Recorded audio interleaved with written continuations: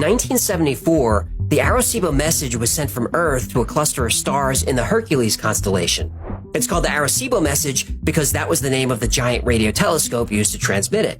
The team that created the message was led by Dr. Frank Drake, with assistance from Carl Sagan. The message was 1,679 binary digits that could be converted to an image, designed to convey information about civilization on Earth. It starts with a representation of the numbers 1 through 10. This provides a key to the rest of the message. Next, atomic numbers of hydrogen, carbon, nitrogen, oxygen, and phosphorus, which are used to make up DNA. Carbon is at the top because it's the most dominant in forms of life. The message shows more information about DNA, including the double helix structure.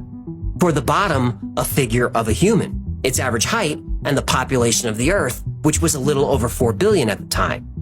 Next, our solar system, starting with the sun and moving out to Pluto. The Earth is shifted up to identify the planet sending the signal.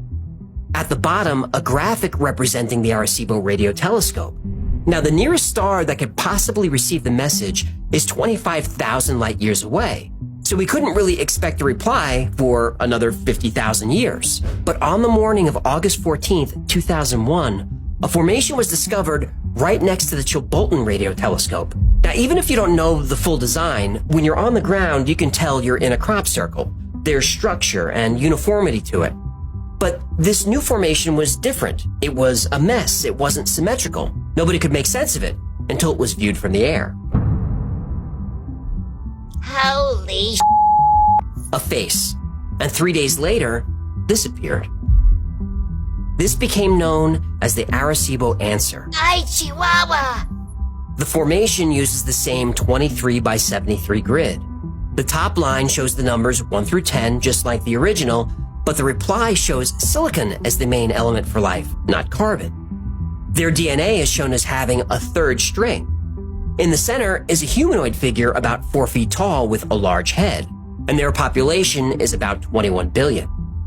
Below the figure is their solar system. They appear to occupy 3 objects in the system, the third and fourth planets, and then there's another shape that could mean a planet or some other object or structure.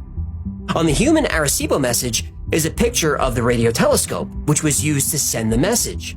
Whoever sent the reply seems to understand this. So what is this design meant to represent? Well, just a year earlier, this formation appeared in the same place. Is this the same object? Is this crop formation a representation of a machine used to communicate through space?